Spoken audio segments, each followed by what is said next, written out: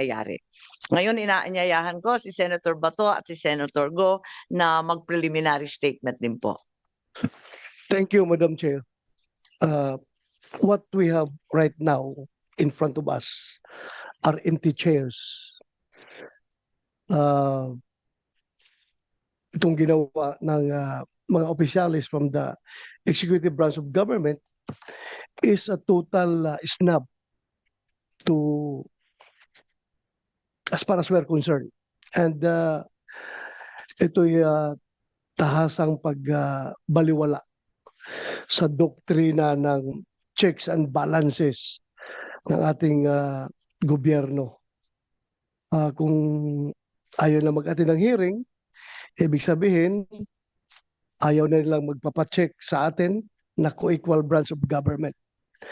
So what will happen to this? Pag tuluyang ganito ang mangyayari is, I think we are now on the verge of a constitutional crisis kapag tuluyan nilang isnab yung ating imbitasyon.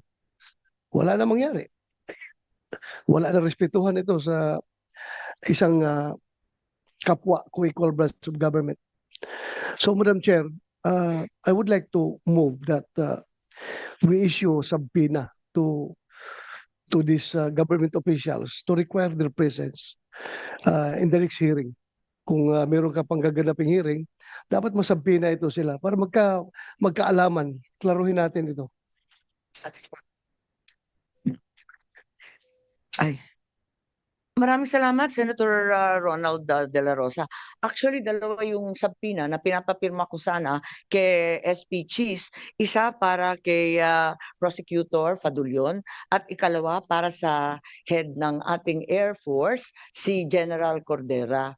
Pero yung dalawa, hindi ko pa natatanggap na pirmado. Ang sinabi ni SP, pinadala na daw niya sa legal ng Senado. Pero hanggang ngayon, wala pa rin tayo natatanggap. Follow up natin, Madam Chair, kasi alam mo, if this situation is left unchecked, ang mangyayari sa atin dito is hayaan na lang natin na meron tayong Philippine National Police na patuloy na nilalabag yung ating konstitusyon at ang ating mga batas. Hindi po maganda ito, Madam Chair.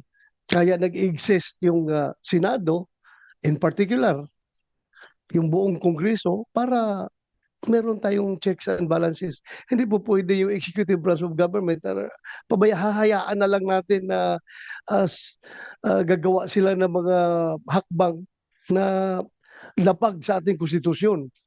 So we are here to check them. So kung hindi sila magpapacheck, isnab sila ng isnab sa atin, then magkakaroon tayo ng constitutional crisis nito, Madam Chair. Thank you.